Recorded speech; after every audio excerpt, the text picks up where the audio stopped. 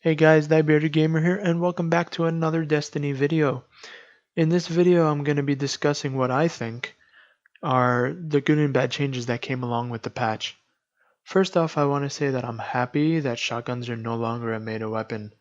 People were using them like a precision weapon, and they're not.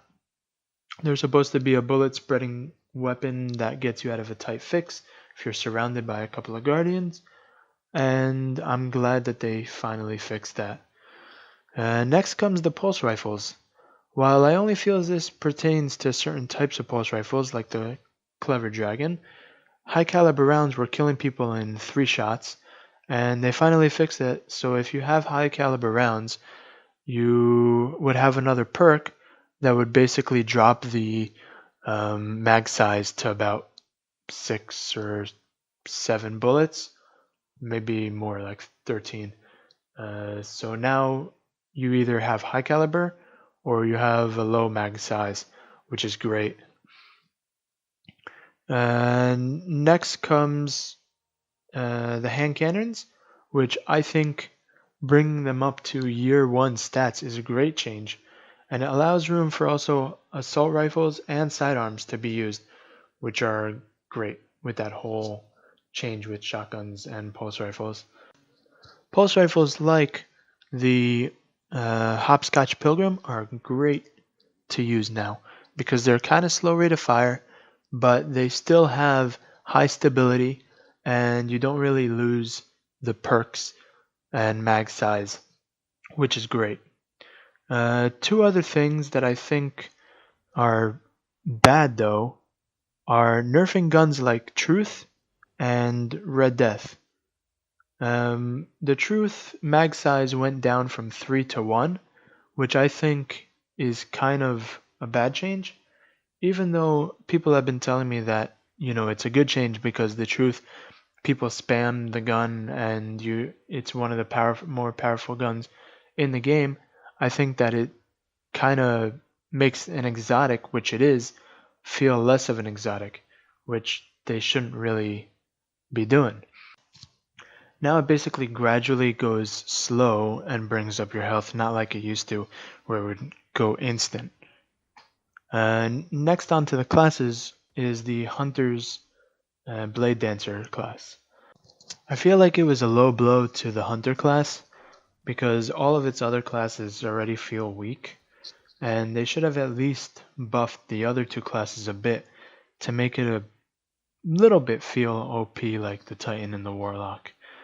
The Hunter already feels like it's a shit class, and people still use it, but if you keep gonna nerf the Hunter, at least nerf like a little bit of the Titan and the Warlock.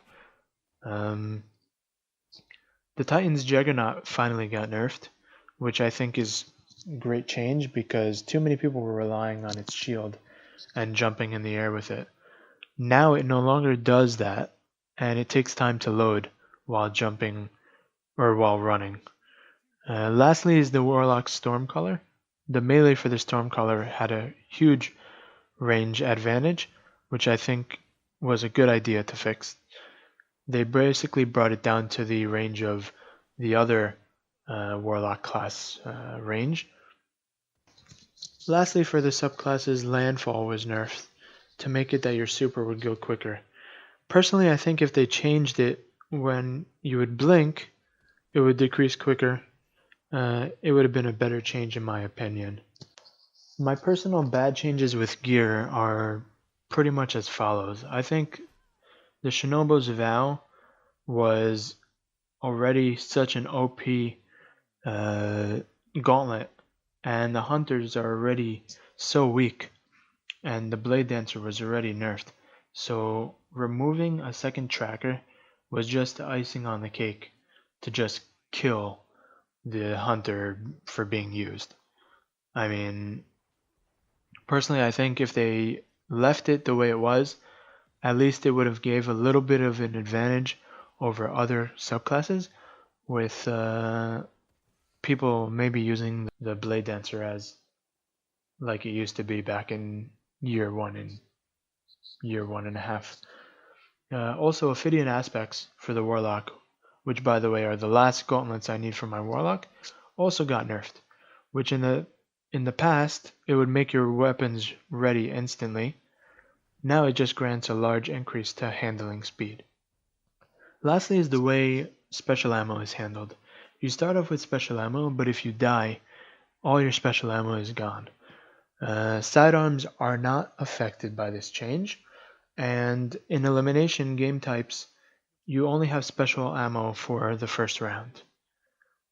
Special ammo crates appear every 60 seconds now, and can be shared within 75 meters from allies. Personally, I feel this will make people think twice about how they use their special ammo, and maybe even go to sidearms, which I think, is a good change, because then you have ammo for the rest of the rounds, and you don't have to worry about if you have ammo or not. But on the other hand, if you're gonna use a shotgun and you know use the special ammo for the first round, basically you could just run in and charge them and not care because your special ammo is going to be gone anyway. So that'll be a different dynamic to the playing field, which I think would be a good change. However, this also brings campers who will basically stand around the special ammo crates, which most likely will happen in the Trials of Osiris. That plus Scories will basically be a nightmare. So hopefully, just if you're if you're going against teams that have Scories and they're huddling around the special ammo crates, make sure to just bring grenades and toss them at them, and have a hand cannon or assault rifle and just fire at them.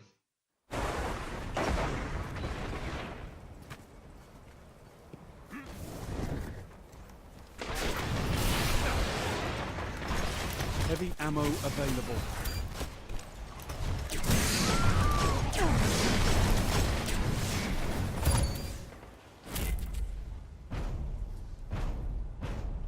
All enemies have been eliminated.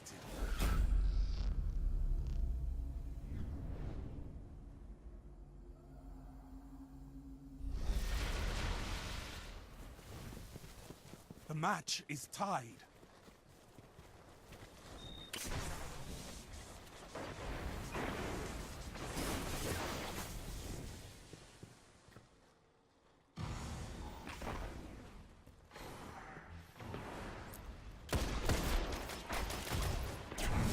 You're the last guardian.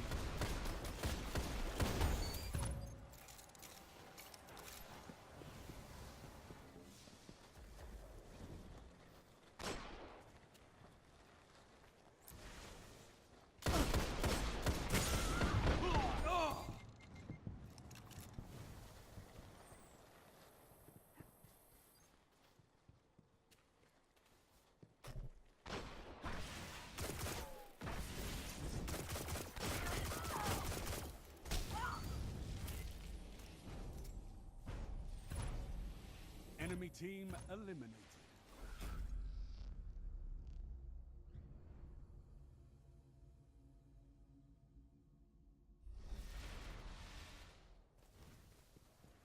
Match point. Finish them off.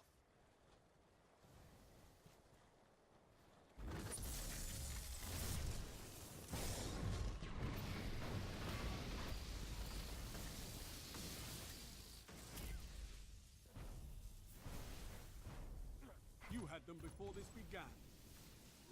Alright, that wraps it up for this video. If you guys liked this video, don't forget to leave a like, comment, subscribe. You can also follow me on Twitch at twitch.tv/ThyBeardedOne, or on Instagram as well at ThyBeardedGamer. The links are in the description, and once again, thanks for watching.